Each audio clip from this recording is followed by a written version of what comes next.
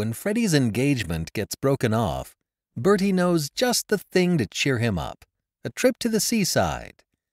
But when Freddie's ex appears at the same resort, Bertie cooks up a Crackerjack plan to get the two back together.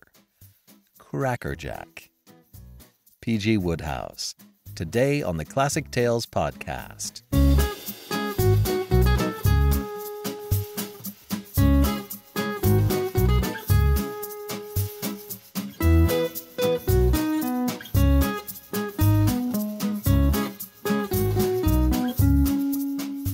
Welcome to the Classic Tales podcast. Thank you for listening.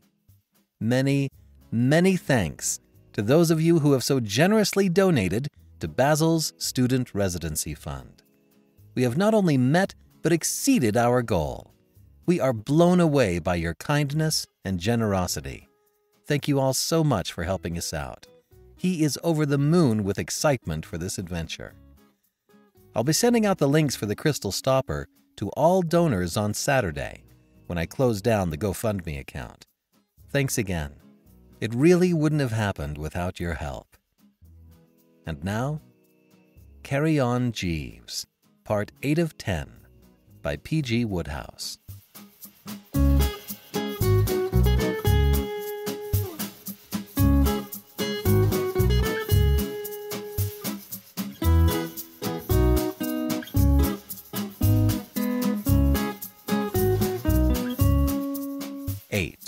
Fixing it for Freddie. "Jeeves," I said, looking in on him one afternoon on my return from the club, "I don't want to interrupt you." "No, sir." "But I would like a word with you." "Yes, sir." He had been packing a few of the Worcester necessaries in the old kit bag against our approaching visit to the seaside, and he now rose and stood bursting with courteous zeal. "Jeeves," I said, "a somewhat disturbing situation has arisen with regard to a pal of mine." "Indeed, sir." "You know Mr. Bullivant?" "Yes, sir." "Well, I slid into the drones this morning for a bite of lunch and found him in a dark corner of the smoking room looking like the last rose of summer. Naturally, I was surprised. You know what a bright lad he is, as a rule. The life and soul of every gathering he attends." "Yes, sir." "Quite a little lump of fun, in fact." "Precisely, sir." "Well, I made inquiries, and he told me that he had had a quarrel with the girl he's engaged to. You knew he was engaged to Miss Elizabeth Vickers?" "Yes, sir. I recall reading the announcement in the Morning Post." "Well, he isn't any longer. What the row was about he didn't say. But the broad facts, Jeeves, are that she has scratched the fixture. She won't let him come near her, refuses to talk on the phone, and sends back his letters unopened." "Extremely trying, sir." "We ought to do something, Jeeves, but what?" "It is somewhat difficult to make a suggestion, sir." "Well, what I'm going to do for a start is to take him down to Marvis Bay with me. I know these birds who have been handed their hat by the girl of their dreams, Jeeves. What they want is complete change of scene." "There is much in what you say, sir." "Yes, change of scene is the thing. I heard of a man. Girl refused him. Man went abroad. 2 months later, girl wired him, "Come back, Muriel." Man started to write out a reply, suddenly found that he couldn't remember girl's surname, so never answered at all, and lived happily ever after. It may well be, Jeeves, that after Freddie Bullivant has had a few weeks of Marvis Bay, he will get completely over it." "Very possibly, sir." "And if not, it is quite likely that, refreshed by sea air and good simple food, you will get a brainwave and think up some scheme for bringing these two misguided blighters together again." "I will do my best, sir." "I knew it, Jeeves, I knew it. Don't forget to put in plenty of socks." "No, sir." "Also of tennis shirts, not a few." "Very good, sir." I left him to his packing, and a couple of days later we started off for Marvis Bay, where I had taken a cottage for July and August. I don't know if you know Marvis Bay. It's in Dorsetshire, and while not what you would call a fiercely exciting spot, has many good points. You spend the day there bathing and sitting on the sands, and in the evening you stroll out on the shore with the mosquitoes. At 9 p.m. you rub ointment on the wounds and go to bed. It was a simple, healthy life, and it seemed to suit poor old Freddie absolutely. Once the moon was up and the breeze sighing in the trees, you couldn't drag him from that beach with ropes. He became quite a popular pet with the mosquitoes. They would hang round waiting for him to come out, and would give a miss to perfectly good strollers, just so as to be in good condition for him. It was during the day that I found Freddie, poor old chap, a trifle heavy as a guest. I suppose you can't blame a bloke whose heart is broken, but it required a good deal of fortitude to bear up against this gloom-crushed exhibit during the early days of our little holiday. When he wasn't chewing a pipe and scowling at the carpet, he was sitting at the piano, playing the Rosary with one finger.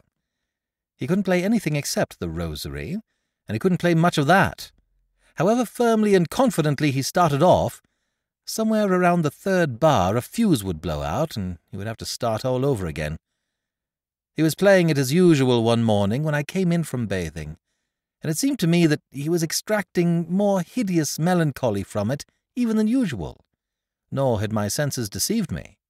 "Bertie," he said in a hollow voice, skidding on the fourth crotchet from the left as you entered the second bar, and producing a distressing sound like the death-rattle of a sand eel. "I've seen her." "Seen her?" I said. "What, Elizabeth Vickers? How do you mean you've seen her? She isn't down here." "Yes, she is. I suppose she's staying with relations or something. I was down at the post office, seeing if there were any letters, and we met in the doorway." "What happened?" "She cut me dead." He started the Rosary again, and stubbed his finger on a semiquaver. "Bertie," he said, "you ought never to have brought me here. I must go away." "Go away? Don't talk such rot. This is the best thing that could have happened. It's a most amazing bit of luck, her being down here. This is where you come out strong." "She cut me." "Never mind. Be a sportsman. Have another dash at her." "She looked clean through me." "Well, don't mind that. Stick at it. Now, having got her down here, what you want," I said, "is to place her under some obligation to you. What you want is to get her timidly thanking you. What you want—" "What's she going to thank me timidly for?" I thought for a while. Undoubtedly, he had put his finger on the nub of the problem. For some moments I was at a loss, not to say nonplussed. Then I saw the way. "What you want," I said, "is to look out for a chance and save her from drowning." "I can't swim." That was Freddie Bullivant all over. A dear old chap in 1,000 ways, but no help to a fellow, if you know what I mean. He cranked up the piano once more, and I legged it for the open. I strolled out on the beach and began to think this thing over. I would have liked to consult Jeeves, of course, but Jeeves had disappeared for the morning. There was no doubt that it was hopeless expecting Freddie to do anything for himself in this crisis. I'm not saying that dear old Freddie hasn't got his strong qualities. He is good at polo, and I've heard him spoken of as a coming man at snooker pool. But apart from this, you couldn't call him a man of enterprise. Well, I was rounding some rocks, thinking pretty tensely, when I caught sight of a blue dress, and there was the girl in person. I had never met her, but Freddie had 16 photographs of her sprinkled round his bedroom, and I knew I couldn't be mistaken. She was sitting on the sand, helping a small, fat child to build a castle. On a chair close by was an elderly female reading a novel. I heard the girl call her aunt, so getting the reasoning faculties to work, I deduced that the fat child must be her cousin. It struck me that if Freddie had been there, he would probably have tried to work up some sentiment about the kid on the strength of it. I couldn't manage this. I don't think I ever saw a kid who made me feel less sentimental. He was one of those round, bulging kids. After he had finished his castle, he seemed to get bored with life and began to cry. The girl, who seemed to read him like a book, took him off to where a fellow was selling sweets at a stall, and I walked on. Now, those who know me, if you ask them, will tell you that I'm a chump. My Aunt Agatha would testify to this effect. So would my Uncle Percy and many more of my nearest and, if you like to use the expression, dearest. Well, I don't mind, I admit it. I am a chump. But what I do say, and I should like to lay the greatest possible stress on this, is that every now and then, just when the populace has given up hope that I will ever show any real human intelligence, I get what it is idle to pretend is not an inspiration. And that's what happened now. I doubt if the idea that came to me at this juncture would have occurred to a single one of any dozen of the largest-brained blokes in history. Napoleon might have got it, but I'll bet Darwin and Shakespeare and Thomas Hardy wouldn't have thought of it in 1,000 years. It came to me on my return journey.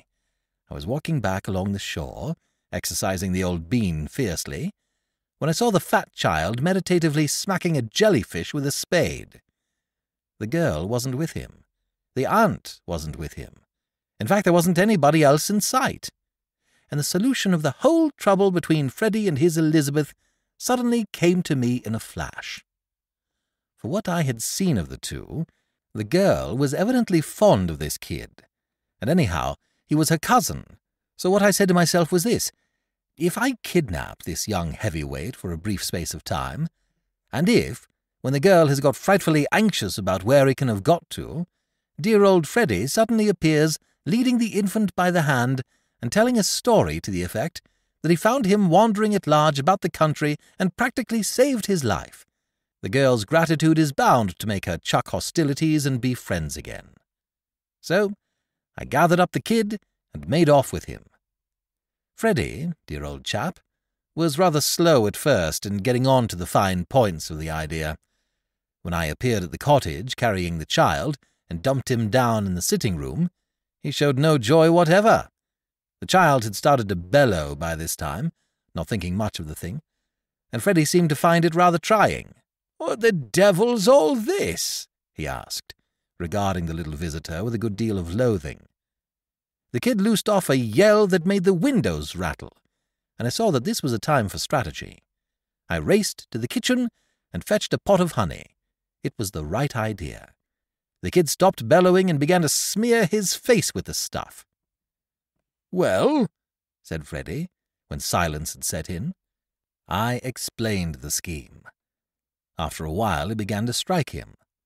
The careworn look faded from his face, and for the first time since his arrival at Marvis Bay, he smiled almost happily. "There's something in this, Bertie. It's the goods. I think it will work," said Freddie. And disentangling the child from the honey, he led him out. "I expect Elizabeth will be on the beach somewhere," he said. What you might call a quiet happiness suffused me, if that's the word I want. I was very fond of old Freddie, and it was jolly to think that he was shortly about to click once more. I was leaning back in a chair on the veranda, smoking a peaceful cigarette, when down the road I saw the old boy returning, and by George, the kid was still with him. "Hello," I said. "Couldn't you find her?" I then perceived that Freddie was looking as if he had been kicked in the stomach. "Yes, I found her," he replied, with one of those bitter, mirthless laughs you read about. "Well, then?" He sank into a chair and groaned. "This isn't her cousin, you idiot," he said. "He's no relation at all. Just a kid she met on the beach. She had never seen him before in her life." "But she was helping him build a sandcastle." "I don't care. He's a perfect stranger." It seemed to me that if the modern girl goes about building sandcastles with kids she has only known for 5 minutes, and probably without a proper introduction at that, then all that has been written about her is perfectly true. Brazen is the word that seems to meet the case. I said as much to Freddie, but he wasn't listening. "Well, who is this ghastly child, then?" I said. "I don't know. Oh, Lord, I've had a time. Thank goodness you will probably spend the next few years of your life in Dartmoor for kidnapping. That's my only consolation. I'll come and jeer at you through the bars on visiting days." "Tell me all, old man," I said. He told me all. It took him a good long time to do it, for he broke off in the middle of nearly every sentence to call me names, but I gradually gathered what had happened. The girl Elizabeth had listened like an iceberg while he worked off the story he had prepared, and then, well, she didn't actually call him a liar in so many words, but she gave him to understand in a general sort of way that he was a worm and an outcast. And then he crawled off with the kid, licked to a splinter. "And mind," he concluded, "this is your affair. I'm not mixed up in it at all. If you want to escape your sentence, or anyway get a portion of it remitted, you'd better go and find the child's parents and return him before the police come for you." "Who are his parents?" "I don't know." "Where do they live?" "I don't know." The kid didn't seem to know either. A thoroughly vapid and uninformed infant. I got out of him the fact that he had a father, but that was as far as he went. It didn't seem ever to have occurred to him, chatting of an evening with the old man, to ask him his name and address. So after a wasted 10 minutes, out we went into the great world, more or less what you might call at random. I give you my word that until I started to tramp the place with this child, I never had a notion that it was such a difficult job restoring a son to his parents. How kidnappers ever get caught is a mystery to me. I searched Marvis Bay like a bloodhound, but nobody came forward to claim the infant. You would have thought, from the lack of interest in him, that he was stopping there all by himself in a cottage of his own. It wasn't till, by another inspiration, I thought to ask the sweet stall man that I got on the track. The sweet stall man, who seemed to have seen a lot of him, said that the child's name was Kegworthy, and that his parents lived at a place called Ocean Rest. It then remained to find Ocean Rest, and eventually, after visiting Ocean View, Ocean Prospect, Ocean Breeze, Ocean Cottage, Ocean Bungalow, Ocean Nook, and Ocean Homestead, I trailed it down. I knocked at the door. Nobody answered. I knocked again. I could hear movements inside, but nobody appeared. I was just going to get to work with that knocker in such a way that it would filter through these people's heads that I wasn't standing there just for the fun of the thing, when a voice from somewhere above shouted, "Hey!" I looked up and saw a round, pink face with grey whiskers east and west of it, staring down at me from an upper window. "Hey!" it shouted again. "You can't come in." "I don't want to come in." "Because— Oh, is that Toodles?" "My name is not Tootles. Are you Mr. Kegworthy? I've brought back your son." "I see him. Peep-ho, Toodles! Dad, I can see you!" The face disappeared with a jerk. I could hear voices. The face reappeared. "Hey!" I churned the gravel madly. This blighter was giving me the pip. "Do you live here?" asked the face. "I have taken a cottage here for a few weeks." "What's your name?" "Worcester." "Fancy that. Do you spell it Worcester or Wooster?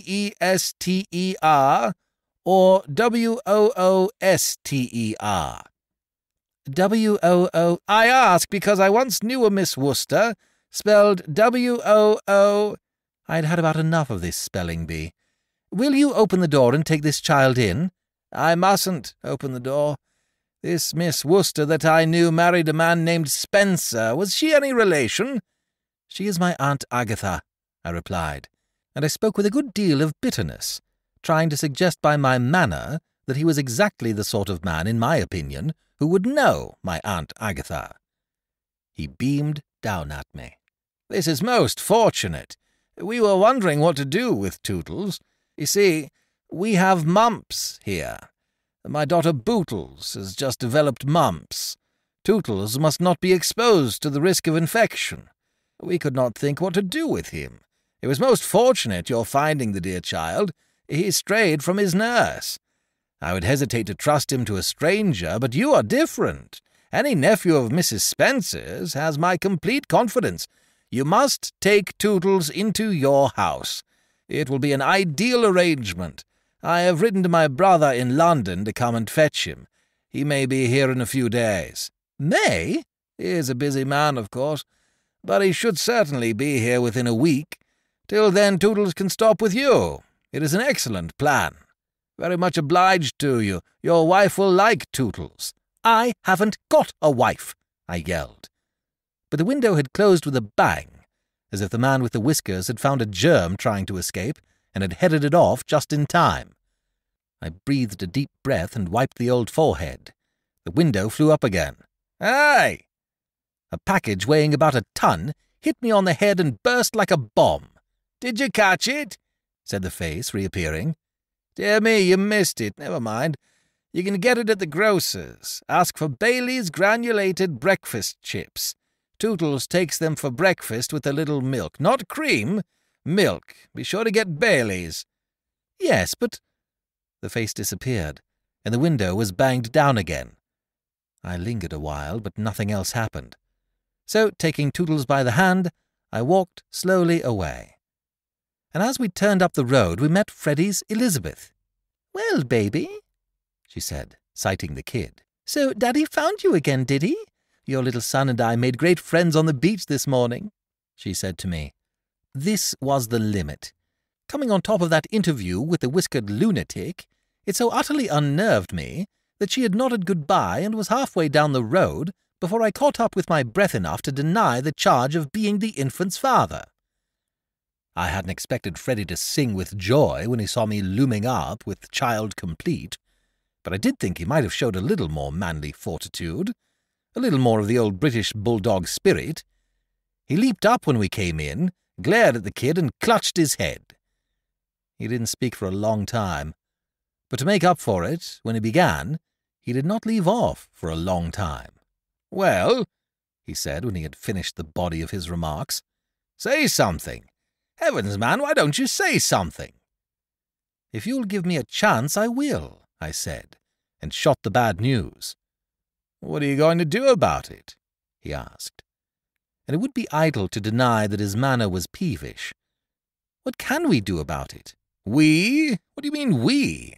I'm not going to spend my time taking turns as a nursemaid to this excrescence. I'm going back to London." "Freddie!" I cried. "Freddie, old man!" My voice shook. "Would you desert a pal at a time like this?" "Yes, I would." "Freddie," I said, "you've got to stand by me. You must. Do you realize that this child has to be undressed and bathed and dressed again?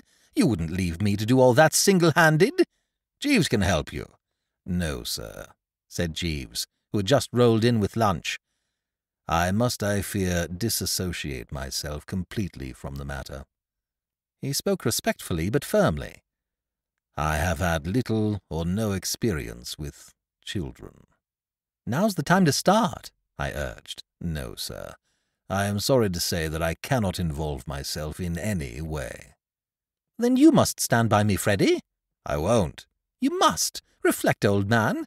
We have been pals for years. Your mother likes me." "No, she doesn't." "Well, anyway, we were at school together, and you owe me a tenner." "Oh, well," he said in a resigned sort of voice. "Besides, old thing," I said, "I did it all for your sake, you know." He looked at me in a curious way, and breathed rather hard for some moments. "Bertie," he said, "one moment. I will stand a good deal, but I will not stand being expected to be grateful." Looking back at it, I can see that what saved me from Colney Hatch in this crisis was my bright idea in buying up most of the contents of the local sweet shop. By serving out sweets to the kid practically incessantly, we managed to get through the rest of that day pretty satisfactorily. At 8 o'clock, he fell asleep in a chair, and having undressed him by unbuttoning every button in sight, and where there were no buttons, pulling till something gave, we carried him up to bed. Freddie stood staring at the pile of clothes on the floor with a sort of careworn wrinkle between his eyes, and I knew what he was thinking. To get the kid undressed had been simple, a mere matter of muscle, but how were we to get him into his clothes again? I stirred the heap with my foot. There was a long linen arrangement which might have been anything. Also a strip of pink flannel which was like nothing on earth. All most unpleasant. But in the morning I remembered that there were children in the next bungalow but one, and I went there before breakfast and borrowed their nurse. Women are wonderful, by Jove they are. This nurse had all the spare parts assembled and in the right places in about 8 minutes, and there was the kid dressed and looking fit to go to a garden party at Buckingham Palace. I showered wealth upon her, and she promised to come in morning and evening. I sat down to breakfast almost cheerful again. It was the first bit of silver lining that had presented itself to date. And after all, I said, there's lots to be argued in favour of having a child about the place, if you know what I mean. Kind of cosy and domestic, what? Just then the kid upset the milk over Freddie's trousers, and when he had come back after changing, he lacked sparkle. It was shortly after breakfast that Jeeves asked if he could have a word in my ear. Now, though in the anguish of recent events, I had rather tended to forget what had been the original idea in bringing Freddie down to this place, I hadn't forgotten it altogether, and I'm bound to say that, as the days went by, I had found myself a little disappointed in Jeeves. The scheme had been, if you recall, that he should refresh himself with sea air and simple food, and, having thus got his brain into prime working order, evolve some means of bringing Freddie and his Elizabeth together again. And what had happened? The man had eaten well and he had slept well, but not a step did he appear to have taken towards bringing about the happy ending.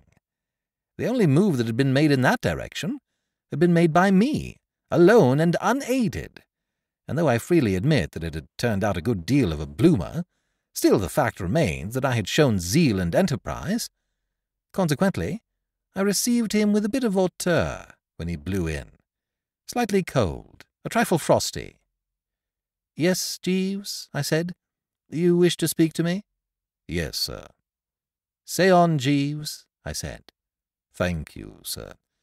What I desired to say, sir, was this. I attended a performance at the local cinema last night." I raised the eyebrows. I was surprised at the man. With life in the home so frightfully tense and the young master up against it to such a fearful extent, I disapproved of him coming toddling in and prattling about his amusements. "I hope you enjoyed yourself," I said in rather a nasty manner. "Yes, sir, thank you. The management was presenting a super film in 7 reels, dealing with life in the wilder and more feverish strata of New York society, featuring Bertha Blevitch, Orlando Murphy, and baby Bobby. I found it most entertaining, sir." "That's good," I said. "And if you have a nice time this morning on the sands with your spade and bucket, you will come and tell me all about it, won't you? I have so little on my mind just now that it's a treat to hear all about your happy holiday." Satirical, if you see what I mean. Sarcastic. Almost bitter, as a matter of fact, if you come right down to it. The title of the film was Tiny Hands, sir, and the father and mother of the character, played by baby Bobby, had unfortunately drifted apart. "Too bad," I said. Although at heart they loved each other still, sir. "Did they really? I'm glad you told me that." And so matters went on, sir, till came a day when— "Jeeves," I said, fixing him with a dashed unpleasant eye, "what the dickens do you think you're talking about?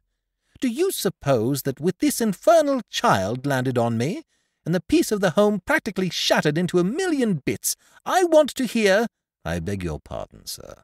I would not have mentioned this cinema performance were it not for the fact that it gave me an idea, sir." "An idea?" "An idea that will, I fancy, sir, prove of value in straightening out the matrimonial future of Mr. Bullivant, to which end, if you recollect, sir, you desired me to—" I snorted with remorse. "Jeeves," I said, "I wronged you." "Not at all, sir." "Yes, I did. I wronged you. I had a notion that you had given yourself up entirely to the pleasures of the seaside, and had chucked that business altogether. I might have known better. Tell me all, Jeeves." He bowed in a gratified manner. I beamed. And while we didn't actually fall on each other's necks, we gave each other to understand that all was well once more. "In this super film, Tiny Hands, sir," said Jeeves, "the parents of the child had, as I say, drifted apart." "Drifted apart," I said, nodding. "Right. And then?" "Came a day, sir, when their little child brought them together again." How? If I remember rightly, sir, he said, "Dada, doesn't oo love Mommy no more?" And then? They exhibited a good deal of emotion. There was what I believe is termed a cutback, showing scenes from their courtship and early married life, and some glimpses of lovers through the ages.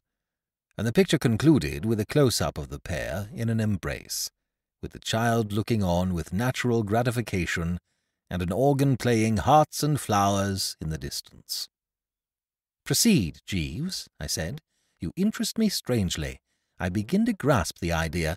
You mean—" "I mean, sir, that with this young gentleman on the premises, it might be possible to arrange a denouement of a somewhat similar nature in regard to Mr. Bullivant and Miss Vickers." "Aren't you overlooking the fact that this kid is no relation of Mr. Bullivant or Miss Vickers?" "Even with that handicap, sir, I fancy that good results might ensue. I think that if it were possible to bring Mr. Bullivant and Miss Vickers together for a short space of time in the presence of the child, sir, and if the child were to say something of a touching nature—" "I follow you absolutely, Jeeves," I cried with enthusiasm. "It's big. This is the way I see it. We lay the scene in this room. Child, centre. Girl, left of centre. Freddie upstage playing the piano. No, that won't do. He can only play a little of the rosary with one finger, so we'll have to cut out the soft music, but the rest's all right. Look here," I said. "This ink pot is Miss Vickers. This mug with a present from Marvis Bay on it is the child. This pen wiper is Mr. Bullivant. Start with dialogue leading up to child's line. Child speaks line, let us say, 'Buffa lady, does oo love Dada?' Business of outstretched hands. Hold picture for a moment. Freddie crosses right. Takes girl's hand. Business of swallowing lump in throat. Then big speech. 'Ah, Elizabeth, has not this misunderstanding of ours gone on too long? See, a little child rebukes us,' and so on. I'm just giving you the general outline. Freddie must work up his own part. And we must get a good line for the child. 'Buffa lady, does oo love Dada' isn't definite enough. We want something more." "If I might make the suggestion, sir." "Yes?" "I would advocate the words, 'Kiss Freddie.' It is short, readily memorized, and is what I believe is technically termed the punch." "Genius, Jeeves." "Thank you very much, sir." "Kiss Freddie it is, then. But I say, Jeeves, how the deuce are we to get them together in here? Miss Vickers cuts Mr. Bullivant. She wouldn't come within a mile of him." "It is awkward, sir." "It doesn't matter. We shall have to make it an exterior set instead of an interior. We can easily corner her on the beach somewhere, when we're ready. Meanwhile, we must get the kid word perfect." "Yes, sir." "Right. First rehearsal for lines and business at 11 sharp tomorrow morning." Poor old Freddie was in such a gloomy frame of mind that I decided not to tell him the idea till we had finished coaching the child. He wasn't in the mood to have a thing like that hanging over him. So we concentrated on Tootles, and pretty early in the proceedings we saw that the only way to get Tootles worked up to the spirit of the thing was to introduce sweets of some sort as a sub-motive, so to speak. "The chief difficulty, sir," said Jeeves at the end of the first rehearsal, "is, as I envisage it, to establish in the young gentleman's mind a connection between the words we desire him to say and the refreshment." "Exactly," I said. "Once the blighter has grasped the basic fact that those two words, clearly spoken, result automatically in chocolate nougat, we have got a success. I've often thought how interesting it must be to be one of those animal trainer blokes, to stimulate the dawning intelligence and all that. Well, this was every bit as exciting.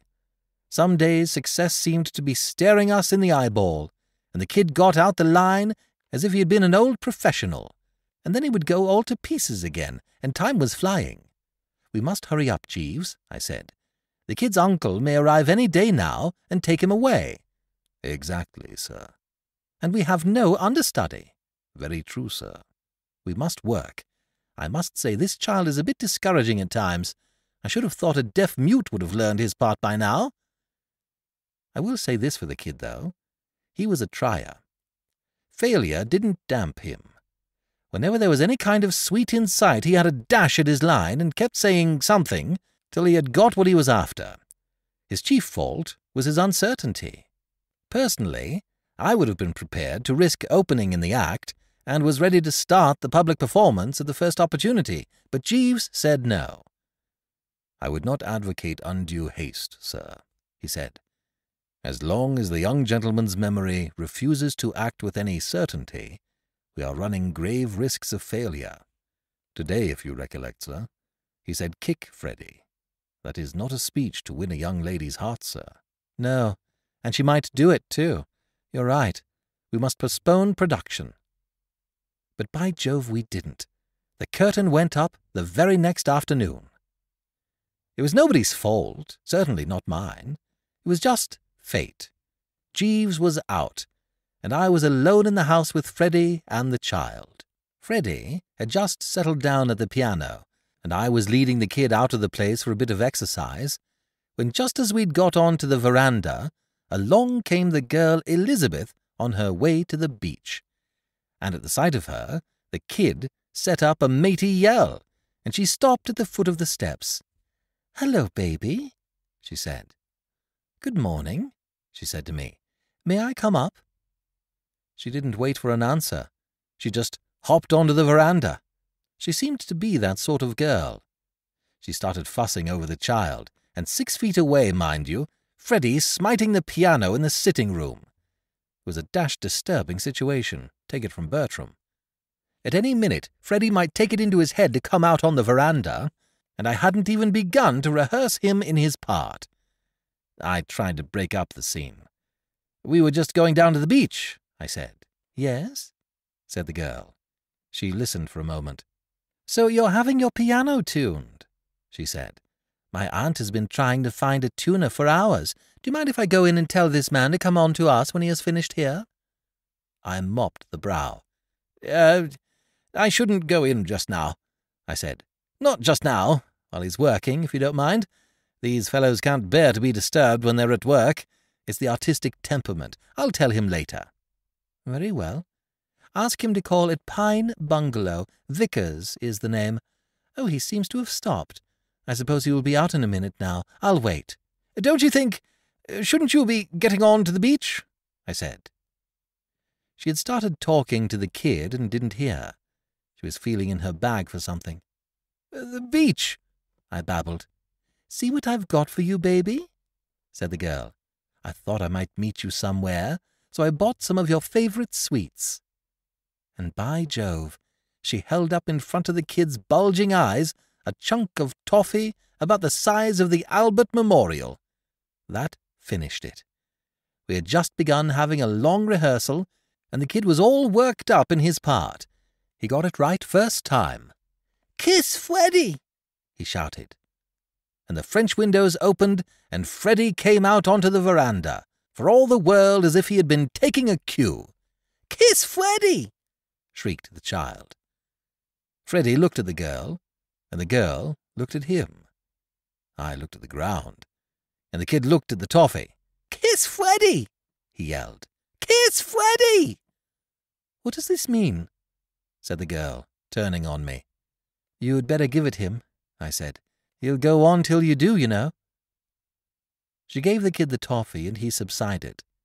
Freddie, poor ass, still stood there gaping without a word. "What does it mean?" said the girl again. Her face was pink, and her eyes were sparkling in the sort of way, don't you know, that makes a fellow feel as if he hadn't any bones in him, if you know what I mean. Yes, Bertram felt filleted. Did you ever tread on your partner's dress at a dance? I'm speaking now of the days when women wore dresses long enough to be trodden on, and hear it rip, and see her smile at you like an angel and say, "Please don't apologize, it's nothing," and then suddenly meet her clear blue eyes and feel as if you had stepped on the teeth of a rake and had the handle jump up and hit you in the face? Well, that's how Freddie's Elizabeth looked. "Well?" she said, and her teeth gave a little click. I gulped. Then I said it was nothing. Then I said it was nothing much. Then I said, oh, well, it was this way. And I told her all about it. And all the while idiot Freddie stood there gaping without a word. Not one solitary yip had he let out of himself from the start. And the girl didn't speak either. She just stood, listening. And then she began to laugh. I never heard a girl laugh so much. She leaned against the side of the veranda and shrieked. And all the while Freddie, the world's champion dumb brick, standing there saying nothing. Well, I finished my story and sidled to the steps. I had said all I had to say, and it seemed to me that about here the stage direction "Exit cautiously" was written in my part. I gave poor old Freddie up in despair. If only he had said a word, it might have been all right. But there he stood, speechless. Just out of sight of the house, I met Jeeves, returning from his stroll. Jeeves, I said, all is over. The thing's finished. Poor dear old Freddie has made a complete ass of himself and killed the whole show. Indeed, sir. What has actually happened? I told him. He fluffed in his lines, I concluded, just stood there saying nothing. When if ever there was a time for eloquence, this was it. Great Scott! Look! We had come back within view of the cottage, and there in front of it stood 6 children, a nurse, 2 loafers, another nurse, and the fellow from the grocer's. They were all staring. Down the road came galloping 5 more children, a dog, 3 men and a boy, all about to stare. And on our porch, as unconscious of the spectators as if they had been alone in the Sahara, stood Freddie and his Elizabeth, clasped in each other's arms. Great Scott, I said. It would appear, sir, said Jeeves, that everything is concluded most satisfactorily after all. Yes. Dear old Freddie may have been fluffy in his lines, I said, but his business certainly seems to have gone with a bang. Very true, sir, said Jeeves.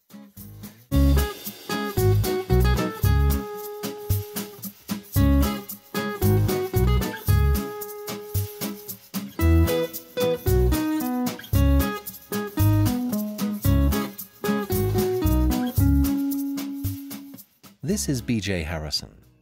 I hope you've enjoyed this unabridged production of Carry On Jeeves Part 8 of 10 by P.G. Wodehouse. If you've enjoyed this book, please become a monthly supporter by going to ClassicTalesAudiobooks.com. Donate $5 a month and get a monthly coupon code for $8 off anything in the store. Give more and you get more. Thank you so much for your support. Thank you for joining me today and allowing classic literature to awaken your better self. Please join me every week, and we'll rediscover the greatest stories ever put to paper.